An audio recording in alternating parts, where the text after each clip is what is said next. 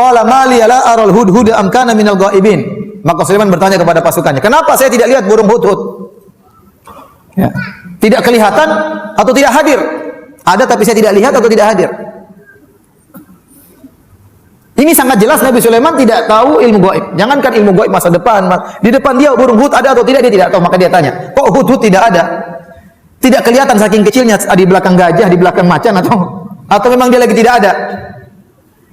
Kemudian Nabi Sulaiman menunjukkan ketegasan dia sebagai seorang pemimpin. Dia berkata, "Lau adzibannahu adzaban syadida."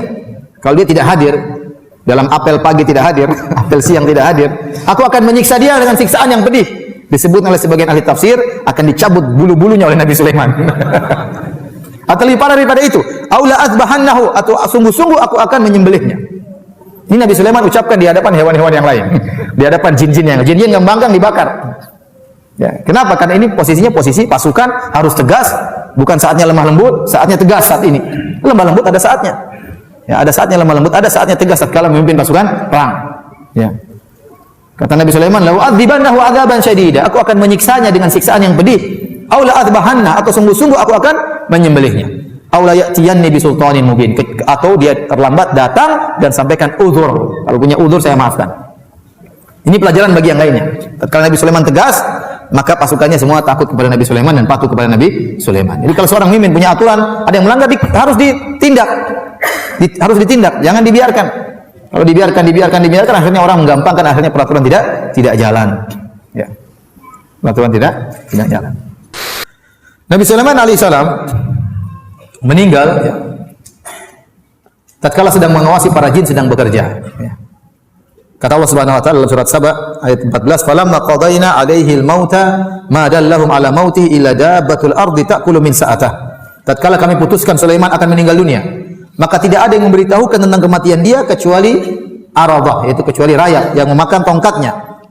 Jadi Nabi Sulaiman biasanya datang ngecek jin-jin kerja, dia bertumpu kepada tongkatnya. Diam. Dan disebutkan dalam buku-buku tafsir, Nabi Sulaiman suka sholat dengan pegang tongkat. Kalau dia sudah sholat bisa berjam-jam. Bahkan dalam sebagian riwayat Israel sampai berhari-hari dia sholat berdiri. Jadi sudah terbiasa mereka lihat Sulaiman bertumpu pada tongkat lama. Ya. Bahkan dalam sebagian riwayat dikatakan setahun, tapi riwayat itu tidak bisa dibuktikan keabsahannya. Intinya demikian kebiasaan Sulaiman. Jadi kalau Sulaiman sudah datang pegang tongkat, sudah jin-jin semua ketakutan bekerja. Suatu hari Sulaiman datang ngecek dan dia pegang tongkat, ini meninggal dunia. Jin-jin tidak tahu, disangka Sulaiman lagi sholat. Kerja terus nggak kerja, nggak berhenti kerja. Ibu Sulaiman udah mati padahal. Terus gitu. Jin ketakutan, terus kerja, nggak berhenti. Sehingga datang rayap kemudian makan tongkat tersebut. Butuh waktu lama untuk dimakan tongkat tersebut.